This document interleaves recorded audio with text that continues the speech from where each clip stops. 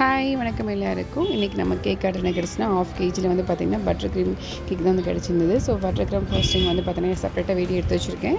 Next ஒரு ஷார்ட்டில் வந்து கொடுக்குறேன். ஸோ அது கேக் வந்து பார்த்திங்கன்னா உள்ள நட்ஸ் ஃபில்லிங்கில் வேணும்னு சொன்னாங்க. இது கொடுத்த கஸ்டமர் வந்து பார்த்திங்கன்னா ரொம்ப குட்டி, அது வந்து குட்டிப்பா 600 தான் படிக்கிறாங்க. ஸோ ரெகுலராக எப்போ நான் பேக்கிங் ஆரம்பிச்சனோ அப்போ இருந்து இப்போ வரைக்கும் வந்து கண்டினியூவாக கேக் ஆர்டர் கொடுக்குறவங்க வந்து கண்டிப்பாக அந்த குட்டீஸ் தான். ஸோ 600 படிக்கிறாங்க. ஸோ அவங்க வந்து ஃபேர்வெல் ஒரு கிளாஸ் வந்து இன்னொரு கிளாஸ் போகிறாங்க இல்லையா, 7th போகிறாங்க. ஸோ அவங்க வெளியில் போகிறவங்களும் இருப்பாங்க. ஸோ நான் வந்து பார்த்தீங்கன்னா கேக் கட்டிங் பண்ணலாம் அப்படின்னு சொல்லிட்டு மேம்கிட்ட பெர்மிஷன் கேட்டு வாங்கியிருப்பாங்கன்ட்டுருக்கு. 2 days முன்னாடி தான் வந்து ஆர்டர் சொன்னாங்க. ஸோ ரெடி பண்ணி கொடுத்தாச்சு. அவ்வளோ வந்து பார்த்திங்கன்னா கொஸ்டின்ஸு மேம்கிட்ட கூட அவ்வளோ கொஸ்டின் கேட்டாங்க. இல்லை இப்படி செய்யணும் அப்படி செய்யணும், அவ்வளோ டிசைனும் நீட்டாக இருக்கணும் அப்படின்னு சொல்லிட்டு ஒரே வந்து பார்த்திங்கன்னா கொஸ்டின் எல்லாமே சூப்பராக பண்ணி தரேன்னு சொல்லிட்டு சூப்பராக ரெடி பண்ணி கொடுத்துட்டேன். விப்பிங் க்ரீம்னா ½ hour தான் ட்ராவல் பண்ண முடியும். ஸ்கூல் போனதுக்கப்புறம் ரீச் ஆனதுக்கப்புறம் எப்போ கேக் கட்டிங் பண்ணுறாங்கன்னு தெரியல. ஸோ நான் வந்து பட்டர் க்ரீம் ஃப்ராஸ்டிங் வந்து கேக் டிசைன் பண்ணி கொடுத்துட்டேன். எப்படி இருக்குன்னு சொல்லுங்கள்.